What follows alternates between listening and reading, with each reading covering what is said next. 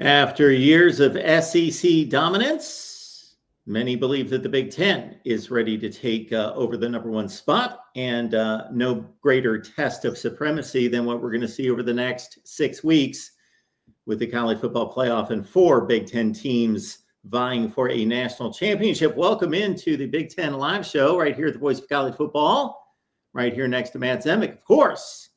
My partner in crime, Trojans Wire is the place to be to catch Matt's work on a regular basis covering USC football and athletics. Matt, how you doing tonight?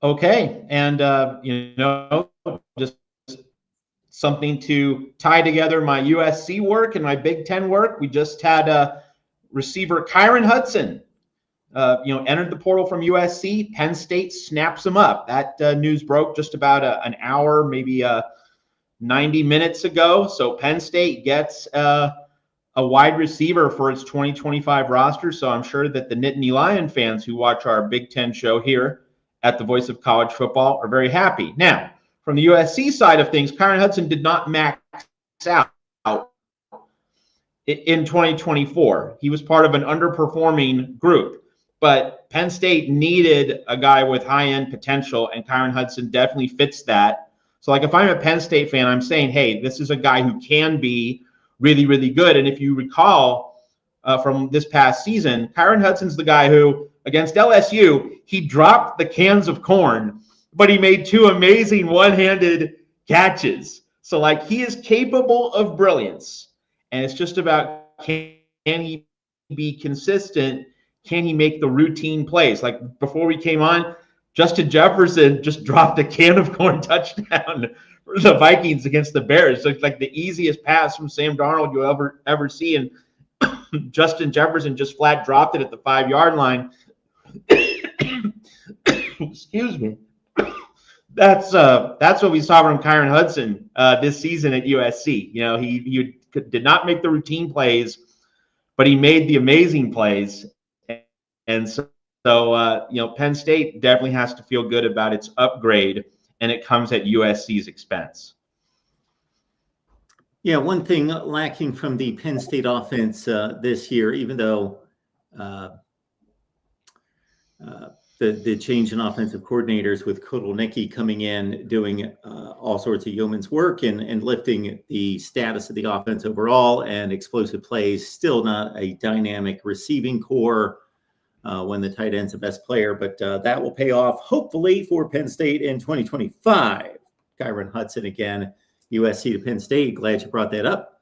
I turned my back on the transfer portal here for about 2 hours, and I missed that one.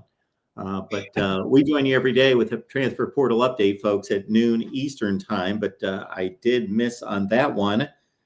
And we could sit here for hours and hours just focusing on the Big Ten if we're going to talk about visits and who's going where and who has entered the transfer portal. I just wanted to mention Billy Edwards, starting quarterback at Maryland, has found a home at Wisconsin.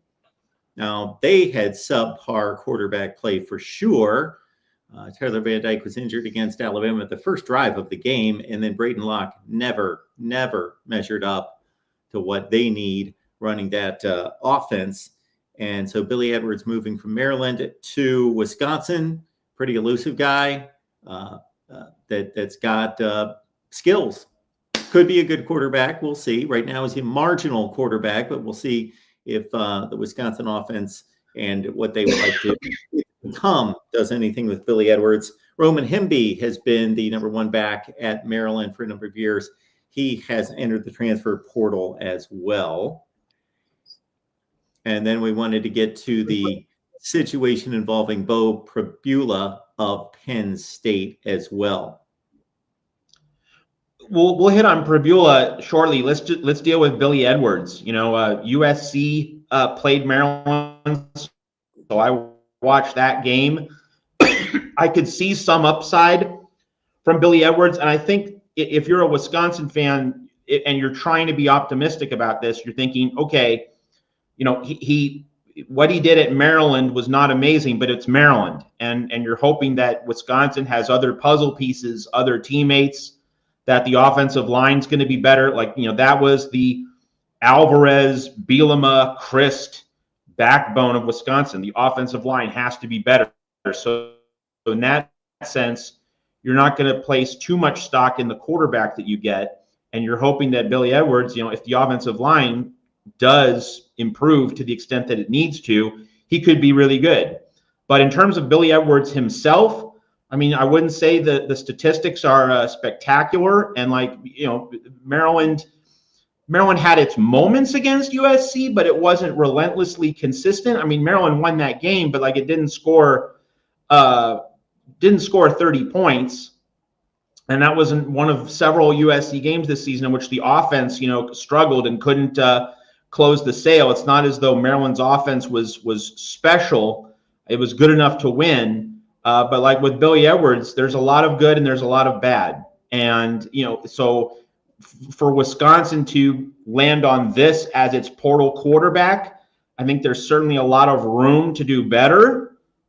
But I can see the makings of a good quarterback if the offensive line falls into place. So, I'm not going to say obviously a good move. I'm not going to say obviously a bad move. It's more about this is a move where the other pieces of the puzzle have to be elevated at Wisconsin. So and from that vantage point, the move at quarterback shouldn't receive too much weight in terms of an overall evaluation of how the roster and how the offense are going to be different for 2025. I think, the big news at Wisconsin, 4 transfers today. Luke Fickell lands 4 guys in the portal. I don't have all their names, but there's a steady stream of portal talent coming into Madison, and it definitely needs to produce an upgrade so that Billy Edwards gets what he needs on this roster.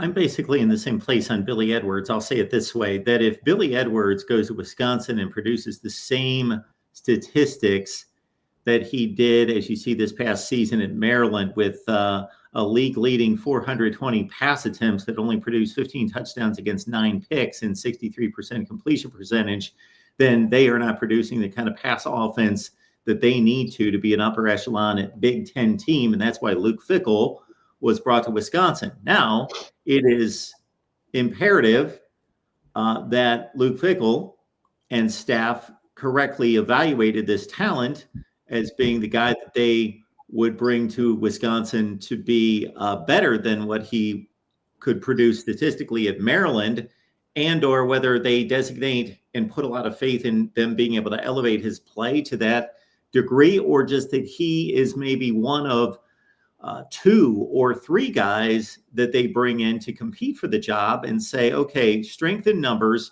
we're going to bring in 3 guys, 2 to 3 guys that all showed something at the major college level, but aren't just superstar, boom, plug and play.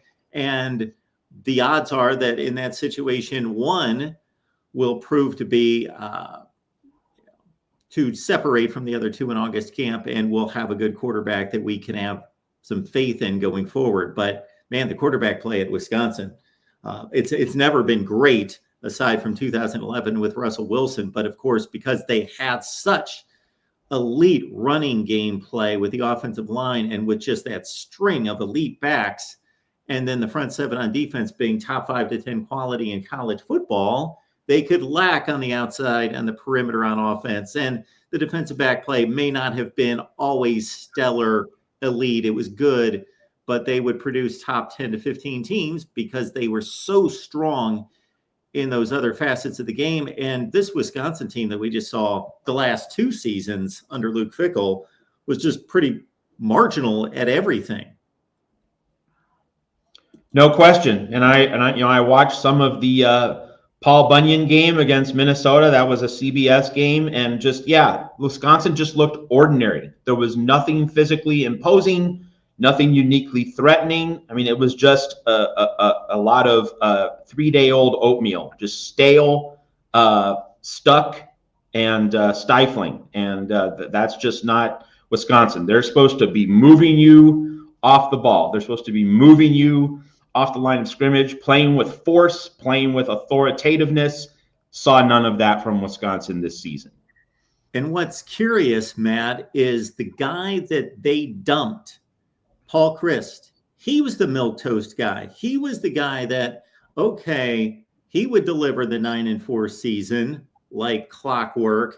And Wisconsin, I credit their intent here, and I certainly applauded the move to get Luke Fickell, who was a budding superstar. But it remains to be seen. Not that we're sending Luke Fickell to the curb, that he certainly has yet to get the full run at Wisconsin. But the early returns through 2 seasons, they've become more, at least they were good at their identity and what they knew that they could do. But Paul Chryst's final season at Wisconsin was a 9-4 football team. They've gone 7-6 and 5-7 under Luke Fickell, and again, do nothing especially well. So that's right. And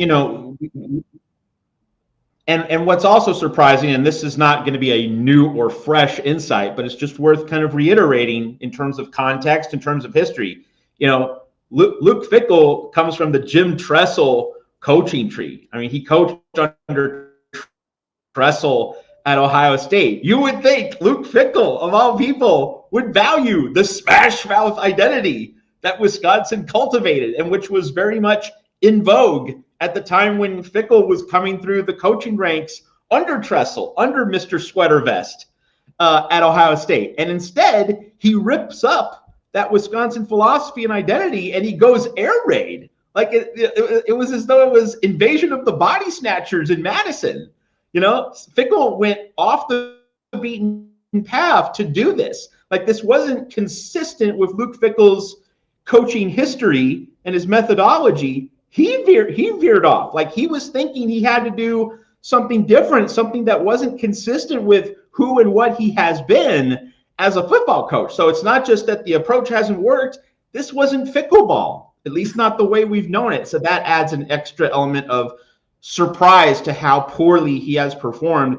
I would also add, it's not just that he's whiffed in 2 seasons, but he coached the team in the 2021 bowl game. Most incoming coaches don't do that. So he wanted that extra bite at the apple in the bowl game going into his first full season to get acclimated and to be able to make more choices up close, that he swung and missed in that regard as well.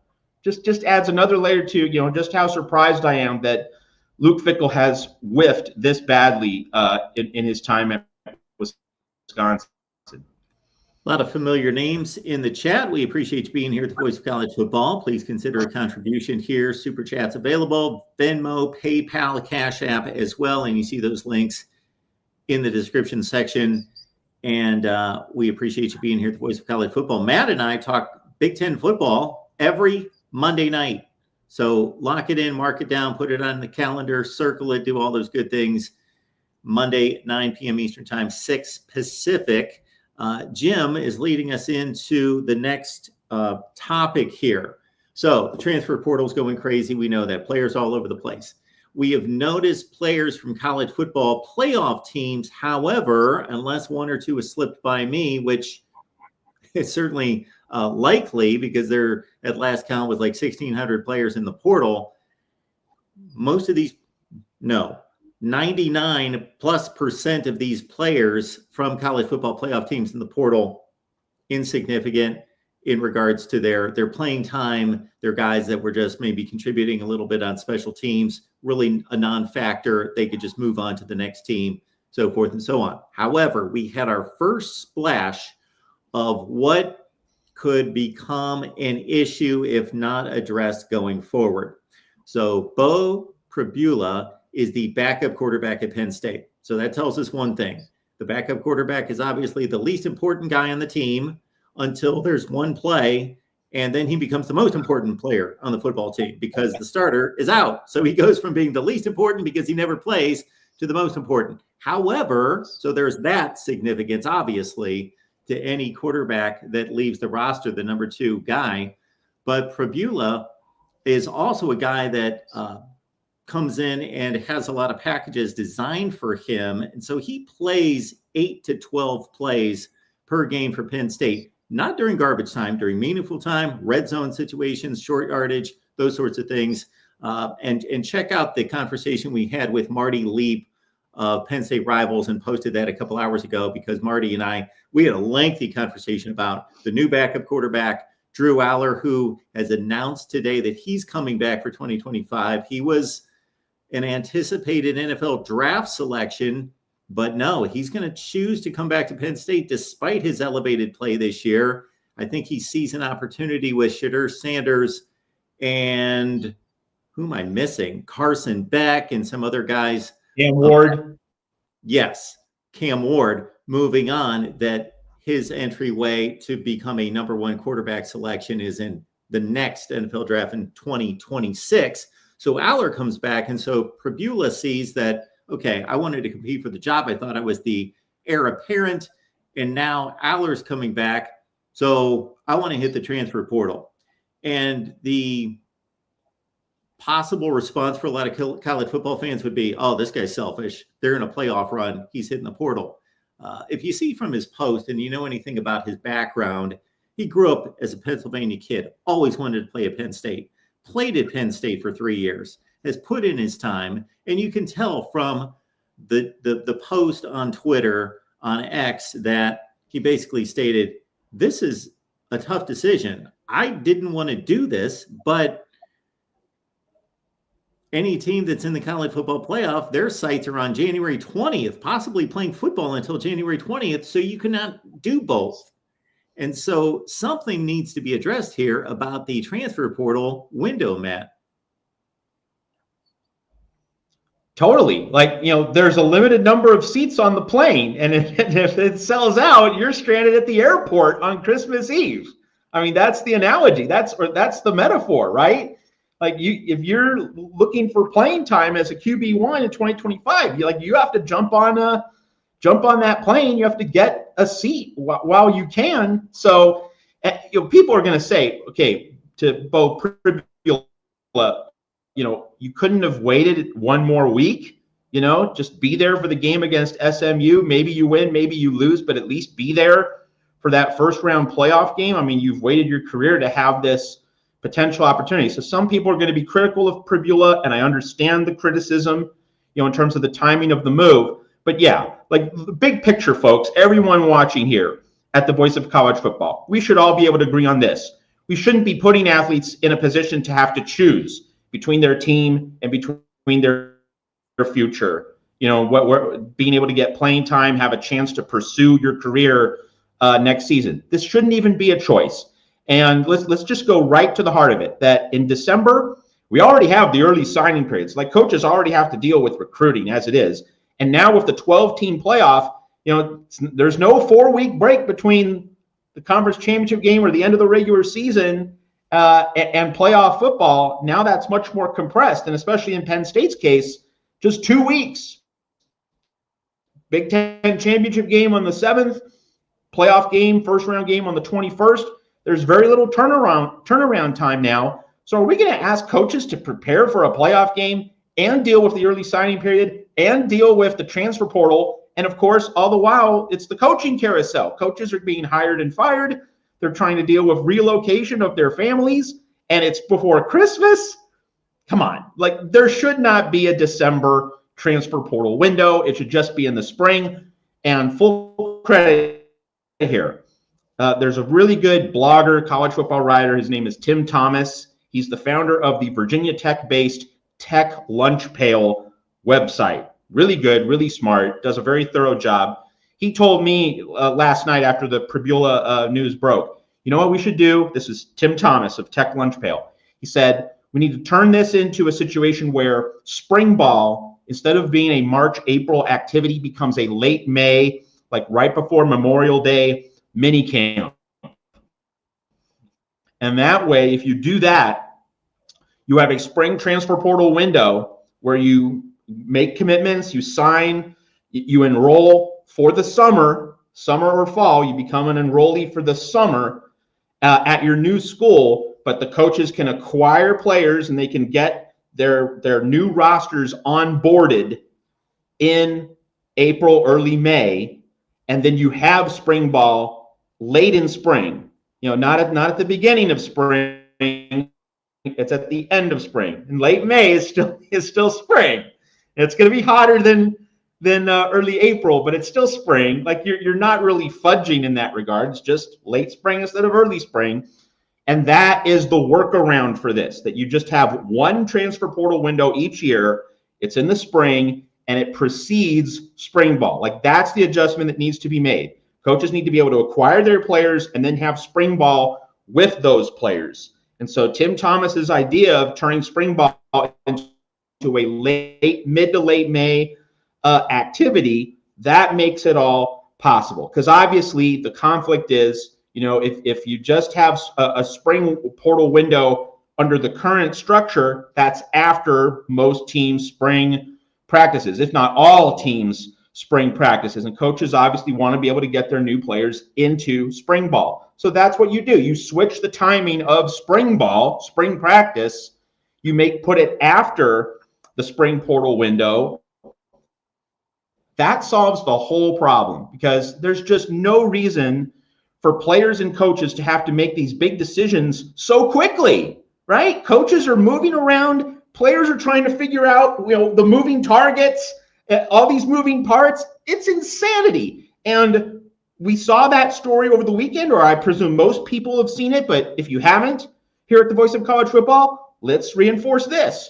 Marshall can't field a team for its bowl game. Too many transfers out of the program in December. So like the transfer portal and NIL and instant player movement in December. I'm not talking about the transfer portal generally. I'm talking about December portaling. December portaling is crushing the bowl season. It is totally dismantling something that is a big part of college football tradition. Growing up, enjoying, like I think I mentioned last week, Mark, my first game as a 6-year-old, 1981 Gator Bowl. Lou Holtz in Arkansas against Kelvin Bryant and North Carolina. And the Gator Bowl was one of those late December games that always seemed to have a really good team and a really good matchup. That was part of the magic of college football and how we grew up with the sport, how so many of us of our generation, Mark, our age cohort, came to love college football. That's gone. That is just being crushed into little itsy bitsy pieces. And so there is definitely something that needs to be done in terms of saving the product of college football at bowl season. It's not the transfer portal specifically, it's the December portal. Get rid of the December portal. Bowl games and also the conference payouts for the bowls should go to pay the players a small stipend for staying, not just playing a bowl game generally, but staying with your team for the bowl game. You get more of a stipend as a player if you stay with your current team and play a bowl game than if you switch teams and play a bowl game, or if you transfer out. Something has to be done in that regard. But before any of that, just eliminating the December transfer portal window will make bowl season a lot better and a lot more bearable, because when rosters get shredded, and USC is another example, USC's had a big portal exodus of over a dozen players.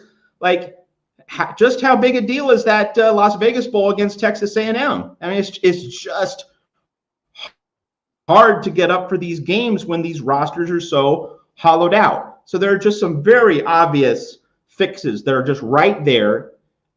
Fixes that are as obvious as getting rid of the fumble off the pylon being a touchback rule. Is college football going to do something about these things that are persisting? Or is it going to continue to just be a bystander on the side of the road and watch the quality of the product decline? So I'm not finding anything or too much wrong with that suggestion. And just to underline your point about college football coaches who see a portion of their roster leave after spring football because there's a portal window directly after spring football, and then the players that they bring in, so they're scrambling between, let's say, April 30th and August 1st, trying to hit the right number of scholarships and roster limits, because they didn't know until, let's say, April 20th that 18 guys were going to leave their program after spring practice. And then they're trying to piece together a roster And then those new players obviously don't suit up and actually participate fully with the team until basically August 1st to prepare for the season that's less than a month away, where you would have this acclimation process be more just more reasonable for the coaches to have to try to assimilate players into a system and build a team. Number one. The only issue that I could possibly see is some things would have to be worked around regarding academic enrollment. But I'm sure that. And my thought is simply that the enrollment. My thought is simply that the enrollment would be for the summer. Because spring ball is occurring in mid to late May. That the focus would be on just you can participate in these late May practices, but enrollment would be for summer courses if you want it. It would the transfer portal as it currently exists in the spring is the end of April, beginning of May. So if you're not changing that, I'm presuming that the enrollment timeline structure wouldn't have to change. It's just about getting rid of the December piece. May I add, while we're talking about all of this, at USC, there was a very instructive example of how nutty the sport is with this December portal, it coexisting with a spring portal. Couple things that need to be peeled away here at the Voice of College Football, peeling away the layers of the onion. One is that the SEC had a rule where you couldn't play for the next season at an SEC school if you transferred from another SEC program. So Isaiah Rakes was at Texas A&M. He transfers to USC in the December portal window. Then he transfers to Auburn in the spring portal window. Oh, loophole, ding, ding, ding, ding. That loophole was just very neatly exposed because there are two portal windows.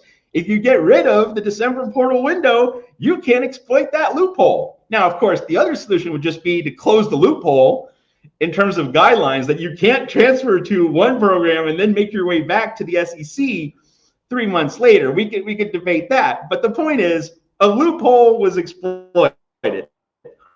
All right. But the other point of this is that, in terms of transferring, we all want freedom of movement for players. I do. I'm sure most, if not everyone watching this wants freedom of movement for players. That does not mean you should be transferring twice in the same off season.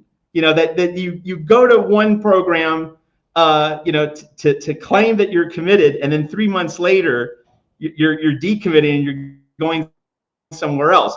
And the USC compliance and academic folks, the people in charge of getting athletes enrolled, Isaiah Rakes just wasted their time, right? That was just a lot of man hours, woman hours wasted to enroll Isaiah Rakes in January, and then he's out the door 3 months later. So when we talk about academic integrity and enrollment and taking care of these student athletes, okay, but you can't just jerk people around as well. There should be nothing wrong with this statement. If you transfer, you're signing up for 12 months at a school.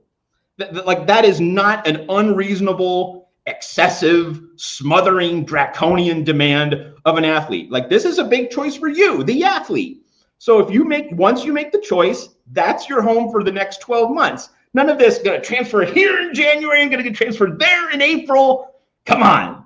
So for so many different reasons, one portal window per year for these athletes. And the other thing, of course, and we're seeing this with Dave Clawson stepping down at Wake Forest, if there's an abrupt coaching change, okay, you get your own 30-day window if you're, inconvenienced by a coaching change. So that's always there. That's there in case something happens with your coach, something happens with your school's overall situation. So there's always that outlet. So you're not trapped for 12 months if there's a coaching change. But in the absence of a coaching change, yeah, if you transfer, that's your home for 12 months. And I really would like to think there's not going to be much of any belly aching about that notion.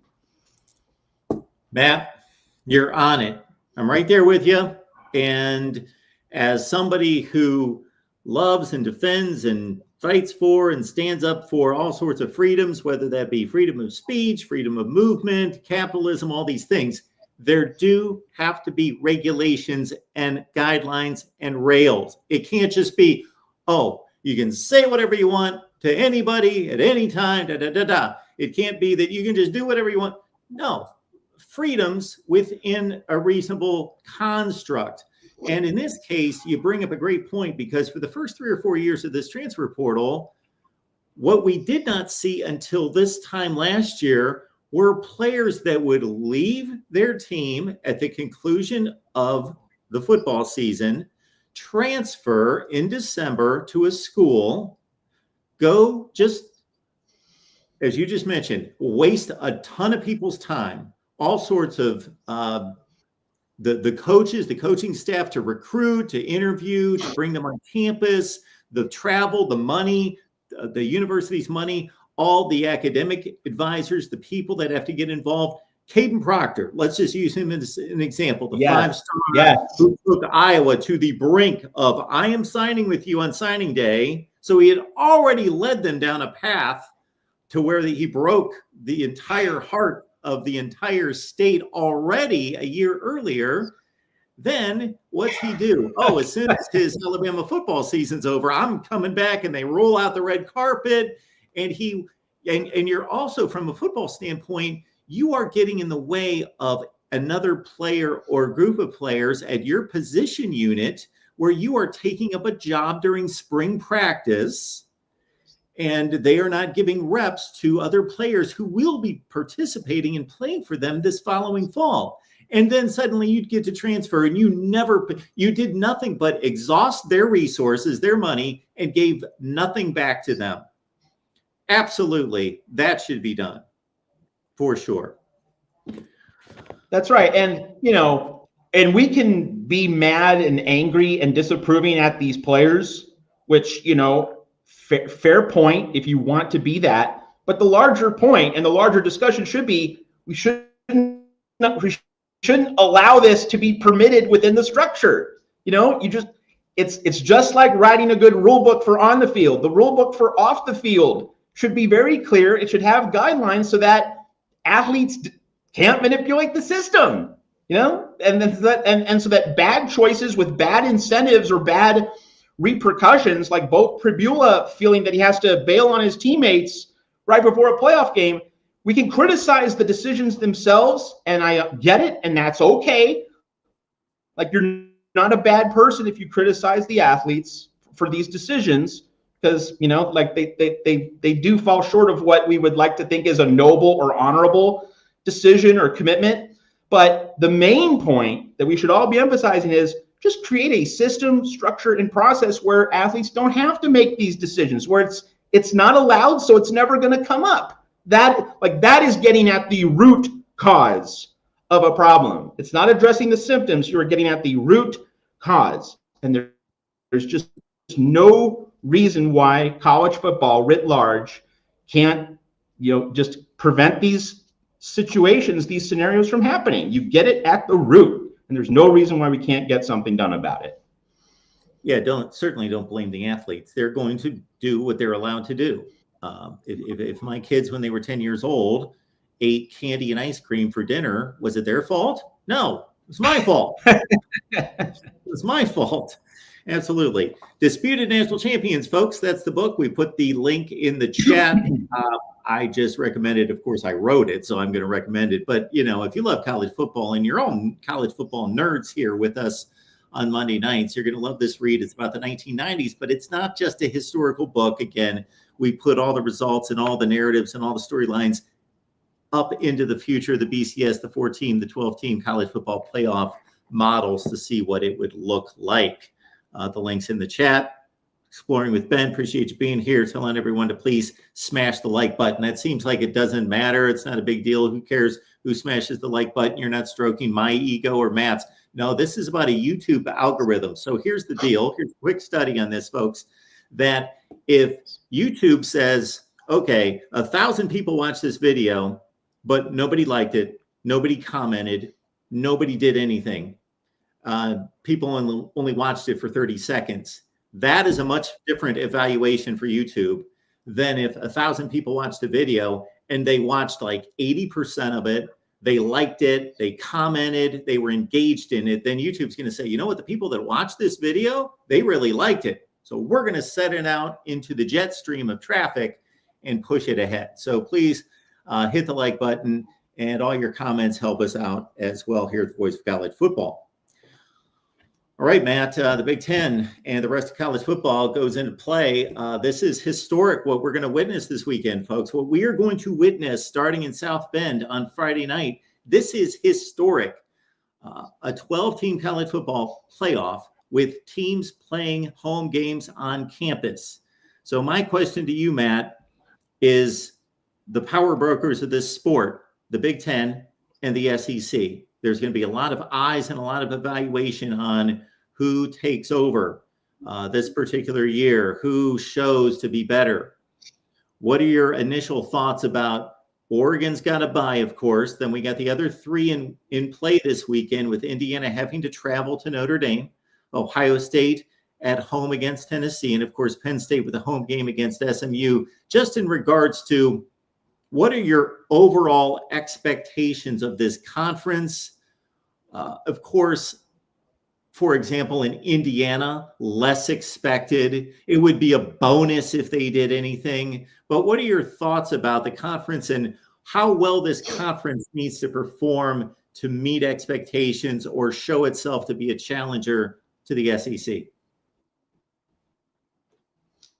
Well, we talked last week about how, given the way the bracket has been laid out, Ryan Day and Ohio State need to make the semis. They need to make the semifinals. They need to beat Tennessee and then Oregon for Ryan Day to think that, he is still the guy at Ohio State, for Buckeye fans to still think with some degree of confidence that he is still the guy. If he loses to Oregon, if he can't get past the Ducks, he goes over 2 against Dan Lanning, I don't see how you have a path forward for Ryan Day. But that's just Ryan Day. That's just Ohio State. In terms of the Big Ten as a whole, Penn State absolutely must win this game against SMU. If Penn State loses to SMU, that is a disaster. I don't use the word lightly, right? Because, and James Franklin has been good about winning the games he's supposed to win, not beating Michigan, not beating Ohio State. This is a game you're supposed to win. And by the way, the weather forecast for Happy Valley is 22, 23 degrees, sunny, but really, really cold. And, it can get really cold in Texas. Like we all remember the 1979 Cotton Bowl game, Notre Dame, Houston, the chicken soup game. So it can get very icy and nasty. But, I would suspect that those SMU players aren't quite as accustomed to biting northern cold as Penn State's players are. So with the temperature being in the 20s, man, if you're Penn State, you should be grinding SMU into fine powder. So that's an absolute must. And then, of course, if Penn State gets past SMU, the opponent is Boise State. And that's another game, if you're Penn State, you're expected to win. So really, for the Big Ten, Indiana is playing with house money. We all know that. That just being here is a miracle. What Curt Cignetti has done, and of course, you have the prospect of an Ohio State, Oregon, all Big Ten quarterfinal. It's going to have a Big Ten Pac-12 flavor if it happens, but it would be 2 Big Ten teams. So really, the minimum, the floor for the Big Ten is you get 2 teams in the semis. That's the absolute minimum. And frankly, you should get one of the 2 into the title game. National championship would be great, but you need at least to have one team on the stage a year after you had Michigan and Washington, 2 Big Ten programs, both playing for the title. But the absolute must is 2 teams in the semis. So that means Penn State getting to the semis, and then either Ohio State or Oregon getting the other semifinal slot. That has to be the minimum expectation. You have one team on each side of the bracket. One team, you have 4 teams in the playoff, so it only makes sense you should have 2 of those 4 getting into the Final Four of this wide open tournament. There you have it. Folks, let us know there in the chat who you expect to advance this weekend. So we've got 4 playoff games. Of course, we've got Ohio State, Tennessee as the nightcap on Saturday night. No surprise that ESPN selected that one to be its featured game on Saturday night, preceded by the TNT games with Penn State taking on SMU at high noon Eastern time. Texas and Clemson is the second game on Saturday. And of course, it all starts on Friday night with Notre Dame taking on Indiana. So between those 4 games, we would love to see who you are selecting as your winners on Friday and Saturday. All right. Of course, check out Matt's work at Trojans Wire. Anything in particular, Matt, that you wanted to highlight at Trojans Wire this week? Well, so Miller Moss going to Louisville, that's going to be a really, really interesting plot point for a number of reasons. One, because Miller Moss torched Louisville in the 2023 Holiday Bowl. And that's what propelled Miller Moss into the starting quarterback job. It might have thrown Will Howard off the scent. Will Howard and Lincoln Riley did talk in December of 2023. But when Miller Moss roasted Louisville in the Holiday Bowl, that cemented Miller Moss as QB1 going into 2024 at USC. And so Jeff Brom obviously noticed. And that really leads to the bigger talking point. We're going to be comparing Jeff Brom and Lincoln Riley in 2025 because we're going to be looking at Jaden Mayama over here at USC. And we're going to be looking at Miller Moss over here at Louisville. Which coach, which quarterback is going to do better? It's going to be very, very fascinating. It's going to be a constant talking point. At Trojans Wire, when I write stuff comparing Lincoln Riley and USC to Oklahoma, that gets a big reaction. So now Louisville has become the other non-SEC, non-Big Ten school that I'm going to have to follow pretty closely, because that's going to be a really exciting, really interesting plot point. And just a final note about Moss. Louisville was able to win 10 games with Jack Plummer a year ago, and Plummer transferred from the Pac-12 from Cal. So now Brom has, this past season, it was Tyler Shuck, who was more immediately at Texas Tech, but before that, he was at Oregon. So Jeff Brom is getting quarterbacks who have Pac-12 and or West Coast playing experience. That's kind of a recurring trend at Louisville. So lots of really interesting, spicy talking points involving Miller Moss, and they're going to relate to Jeff Brom, but also Lincoln Riley and USC. Because, one thing to underscore about Lincoln Riley for a moment, just to briefly address that USC piece of the puzzle.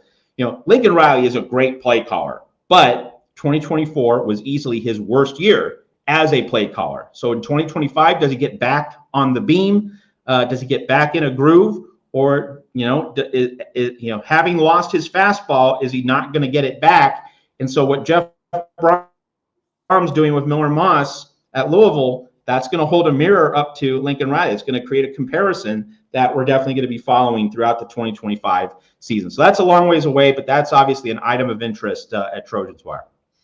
We have so many Big Ten shows here at the Voice of College Football.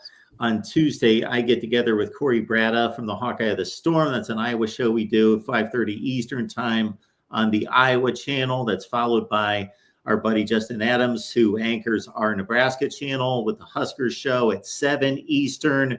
The Michigan guys get together every Tuesday and Thursday night at 8 Eastern on the Michigan channel that's doing so well. So please check them out. We've got 3 Ohio State shows during the week. I anchor one on Wednesday morning with Steve Hellwagon and Tony Gerdeman. Then we've got a pair that do the Tuesday and Thursday shows.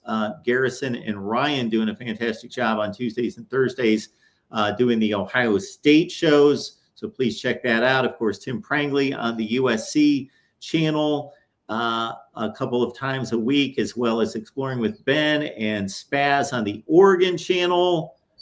We've got Jeffrey on the Indiana channel doing a show on Tuesday nights. And we got Adam Lamparello, who's manning the Rutgers channel on Tuesday nights. I hope I didn't leave anybody out there, but I think we got the rounds covered on the Big Ten. And of course, we'll try to add Penn State and others down the road.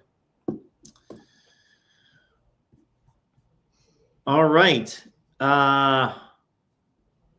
Everybody chiming in with their thoughts on this weekend's play. I do think that Penn State's a little vulnerable in this game. I do not think that this is just a walkover for Penn State. I'm impressed that SMU did not have a poor performance this year.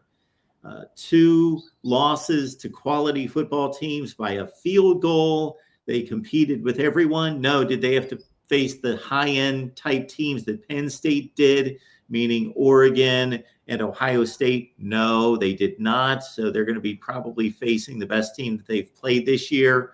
But with Kevin Jennings, of course, as a dynamic quarterback, and that's another segment that we brought you earlier this week. So check it out with our buddy Steve Helwick from SB Nation, running down the SMU chances against Penn State with Kevin Jennings at quarterback, and Rhett Lashley doing a heck of a job at SMU. Pretty much, you bring over the comment or the thought about Dallas not being the warmest place in the world, but obviously much warmer than Pennsylvania. Well, Rhett Lashley brought half that team over from Miami, so they're going to be even less acclimated, all those Miami transfers that are going to have to brave the cold in Happy Valley on Saturday afternoon.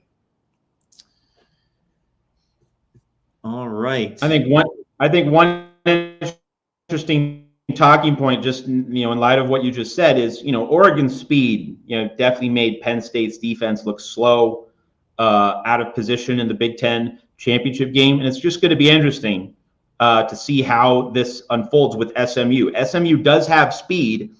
It's not the quality speed that Oregon has, but there is some speed there. But again, will the biting cold conditions prevent SMU from playing with the speed, the pace, the fluidity that's needed for that team to be all that it can be? And I think the other talking point here is that Clemson did dominate the first half of that game before SMU did make the late rally. And one of the keys to SMU being able to rally was that SMU's defensive line was able to stuff the run in the second half. Clemson tried to mash the ball, couldn't do it. So really, this game, while to an extent being in the hands of the Penn State defense, needing a much better performance than what we saw against Oregon, the central key to this game is the Penn State offensive line. If those guys up front can mash, such that Penn State can mix run and pass against SMU,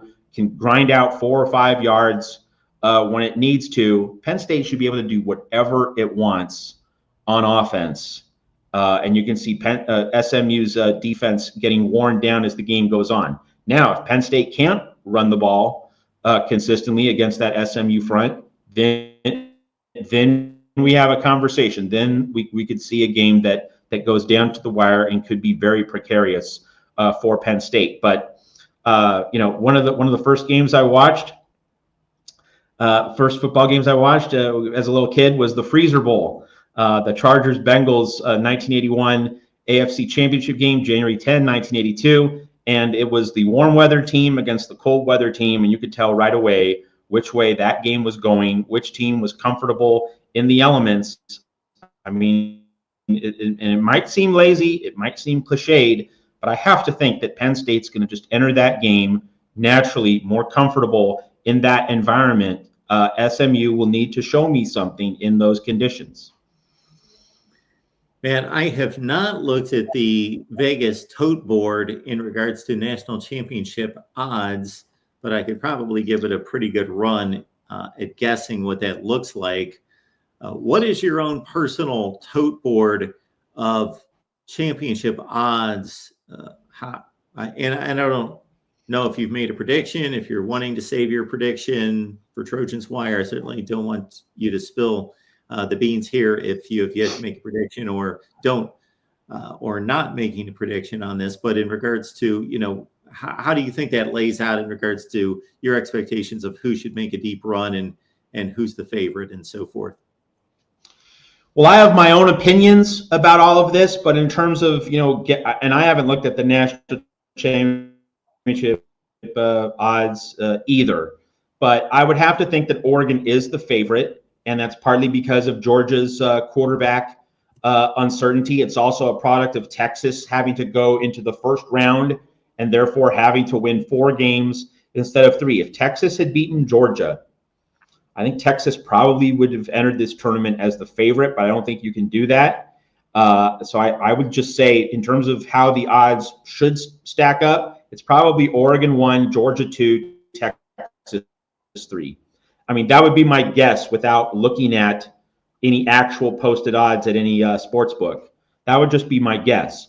Now, in terms of my own opinion on all of this, I've said it all year, there's no elite team in college football. And so Oregon fans are going to disagree with that because the Ducks went 13-0. And so if you're an Oregon fan and you think I'm full of hooey, I understand. So, like, I'm not going to say, oh, you're wrong. No, I mean, Oregon is the only unbeaten team. So, I respect what the Ducks have achieved, but they haven't been this dominant colossus way above the field. Struggled against Wisconsin. Their defense didn't look great against Penn State. So, you go up against Ohio State's athletes and talent in a potential Rose Bowl quarterfinal. That's certainly not a layup for Oregon. And I think just in an aggregate sense, I'm just not sold that Oregon is going to run the table and go 16-0. I just think there's probably a clunker in there somewhere. I don't think Oregon's that good and has separated itself that much from the rest of the field. So if you gave me Oregon or the field, I would take the field. And that's a viewpoint I've maintained for the past several weeks. So I don't disagree with making Oregon the favorite. Just Oregon would not be my choice because I think Oregon has a loss in there somewhere. So if you put a gun to my head, you ask me right now, what's it probably going to be? And I wouldn't enjoy this at all, given the fact that these teams have already played twice. But right now, today, my thought is Georgia versus Texas for the national title. People are going to say, wait, Texas has to play the extra game. Yeah, but Clemson at home, favorable matchup. Arizona State in the quarterfinals, favorable matchup. And then Texas versus Oregon in a potential semifinal. Texas, I think, has the best defense in the country. And defense travels. Defense can win you games even if your quarterback is not really in form. And so Texas has the defense that can get to the national championship game.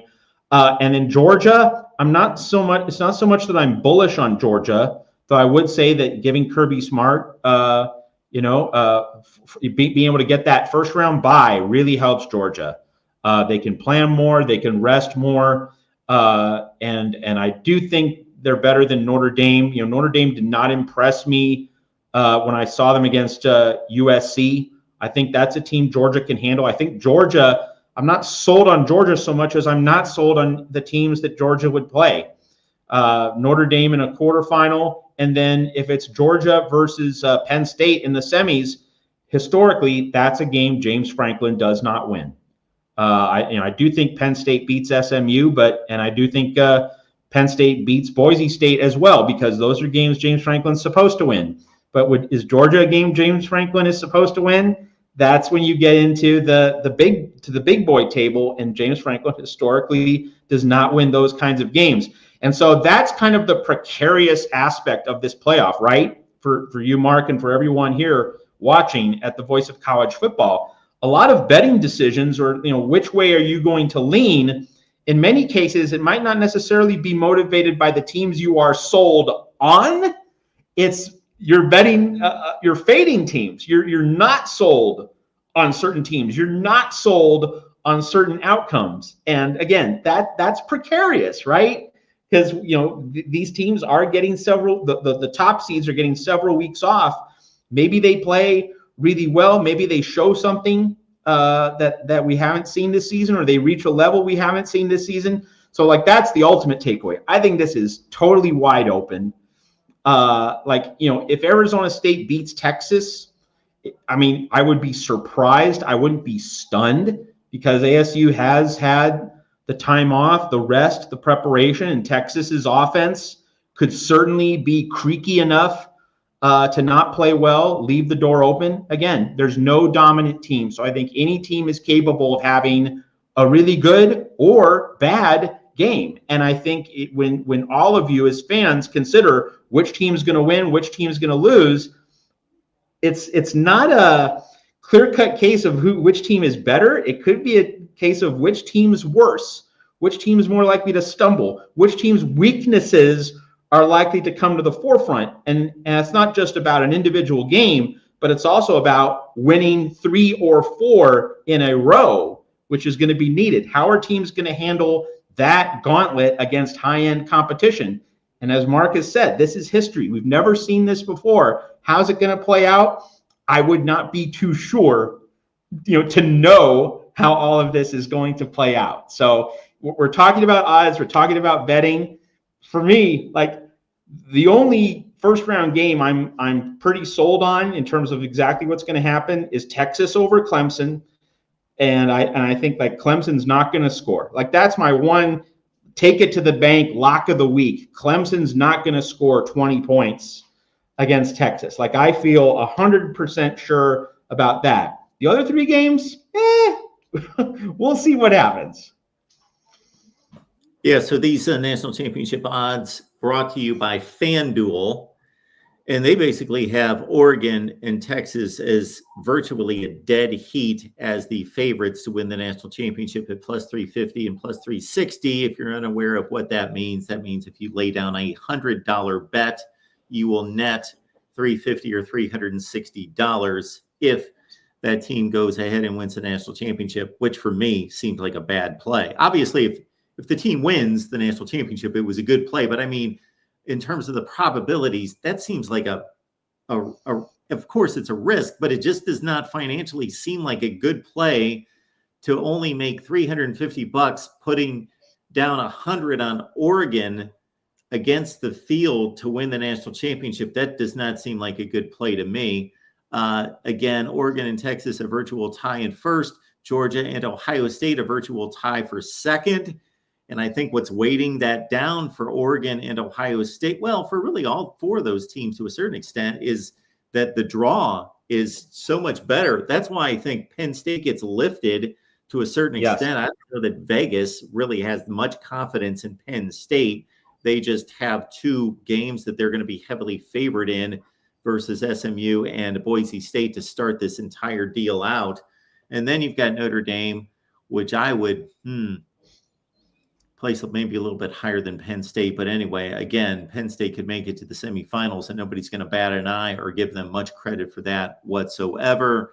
And on down the line, and Clemson and Boise State bring up the end of the line. Indiana actually with a better shot than Arizona State. Don't know that I agree with that either. But all of these odds are basically reactions to the bracket and the way it shapes out. Yeah. Like Indiana versus Arizona State, you might think Arizona State's the better team, and Arizona State has certainly beaten better competition than Indiana has, but Indiana has the better bracket. Now Indiana has to play another round. That's true, but I think Indiana is playing more beatable teams than Arizona State is. Like, Arizona State has Texas right out of the gate, and then would have to play either, most likely Oregon or Ohio State. So that's brutal. Now, even with ASU having a first round bye, that's still a tougher path overall than Indiana being able to go through Notre Dame, then potentially a offensively compromised Georgia, and then wouldn't it be amazing if we had a Penn State Indiana semifinal, all Big Ten semifinal, a game that we never saw during the regular season? I would not expect that, but it's not an absurd possible outcome in my mind. I have the most confidence in, I would say, in order, Texas 1, and I can't believe I'm saying that. I would not have stated that before the season, but Texas 1, Georgia 2 because of the quarterback situation, and Gunnar Stockton, I would drop them to 2. Oregon 3. I think the biggest wild card that has a legitimate shot to win the national championship is Ohio State. To me, I would not be surprised if they were out on Saturday And if you told me that they won the national championship, I would not be surprised whatsoever. They can beat anyone in the field. They're good enough. I don't know where their heads are at, and their gauntlet is pretty daunting. And I'm pretty secure that Clemson has the worst shot of anyone. I don't think that they played really a good football game this year. Like their best win is against SMU. That was their best win of the entire season by far. And other than that, their best win going into the ACC championship game was against Pitt, 7-5, Virginia, 6-6. They didn't beat any good football teams this year. So they're going to have to prove a lot to me. And Arizona State looked mighty impressive, and I don't want to oversell the Big 12 championship game and put too much stock in how good they looked in one game. And I do think that Iowa State's a fairly quality team.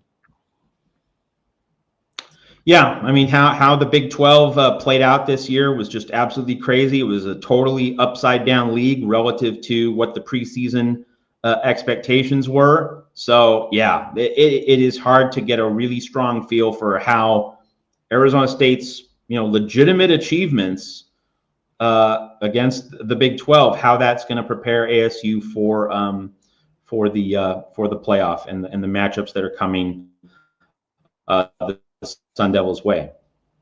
We appreciate you being here at the Voice of College Football and appreciate your contributions. Keep us rolling here with a number of things that you can do. Please like the video. Check out Matt's work at Trojans Wire, of course. Join us here each and every Monday night, 9 p.m. Eastern Time. And anyway, in this holiday season, then you can support us here at the Voice of College Football, super chats, and so forth. And we will get you geared up, of course, for the college football playoff weekend. I'll be live a number of times as we roll through the weekend. And, of course, we've got plenty of previews and predictions and so forth here throughout the week. Any parting words, Matt? There's so much wrong with college football, but this weekend is going to be right. It's great that we have this. And may I add that, under the BCS was great when you had those two and only two elite teams that were lapping the field. So when you had Mike Vick and Virginia Tech against Florida State and Peter Warwick in the 1999 season, like those were the two best teams. Those were the only best teams, the only great teams. They met. It was perfect. Ohio State, Miami, 2002. Two teams meeting on the mountaintop. Like that was perfect. 2005, the Rose Bowl, Texas USC in January of 2006. Again, when you had those two colossus, level teams meeting on the mountaintop, the BCS was great. In every other context, every other situation, the BCS was going to leave one team outside looking in. And we can all appreciate this next point. No matter whether it's 2 or 4 or 6 or 8 or 12, I think it's going to expand to at least 14 next year, if not 16. There's always going to be that one team that's just left out. This year it was Alabama and also BYU, not forgetting about the Cougars as well, for reasons we discussed last week. There's always going to be one team that's right outside the candy store looking in. But isn't it so much better when the team that's outside the candy store is 13 and not 3? Like in 2011, Oklahoma State deserved to at least play for the national championship. I'm not saying Oklahoma State was better than Alabama, but Oklahoma State deserved a shot to play for the whole ball of wax that season. Auburn in 2004 might not have been the best team. I certainly think USC was better than Auburn in 2004. Pete Carroll against Tommy Tuberville, that's a coaching mismatch. I think USC would have handled Auburn, pretty well. Like it beat Oklahoma by 36 in the Orange Bowl, probably takes care of Auburn. But that point aside, that's a different point from saying 2004 Auburn deserved to play in a national championship game. Auburn deserved to have the opportunity. So as we prepare for this first round of a 12-team playoff, first year that's ever happened in college football, I really just want to nail down how bad the BCS was for this sport, excluding a really, really good, if not great, number 3 team from being able to compete for a national championship. Now everyone gets a say. And by everyone, obviously it's 12, not 13, but like the teams that are on the margins, the teams that you're maybe not sure of, they get their chance. That's what we're supposed to want here, right? We've always wanted, what if this team could play that team? And what if that team can play that team? And this weekend, like what if the SEC has to actually go to a northern climate in December, instead of having the Citrus Bowl and the Outback Bowl and the Orange Bowl and every game in pleasant outdoor conditions. Come on, we need to see the Southern team go north. We're getting that. Like, these are things that we've wanted for a long, long time, and we're finally getting it. So I don't want anybody to stand up for the BCS. It ruined college football tradition so that only 2 teams could get a seat at the table. Now we have 12 seats at the table. This is good for the sport. I don't want any BCS cheerleading here at the Voice of College Football. And while there will always be a team on the outside looking in that has a gripe, that has an argument, there is obviously a chasm of difference between Alabama going, we played this really tough schedule. You were 9-3 versus 20 years ago to this season, Auburn saying, what else could we do? We won all of our games and won the SEC championship. Huge difference. Huge difference. Huge difference. Grand Canyon. Grand Canyon. Matt, appreciate you. Appreciate all that you do. Matt's insight again at Trojans Wire on a regular basis and right here at the Voice of College Football every Monday at 9 p.m. Eastern Time. Make it a staple of your week, everyone. And at this point next week, we will get to analyze those games and look forward to the next round, which will be phenomenal. All right, Matt. We appreciate you. Enjoy the football this weekend. Yes, enjoy the playoffs, everybody, here at the Voice of College Football.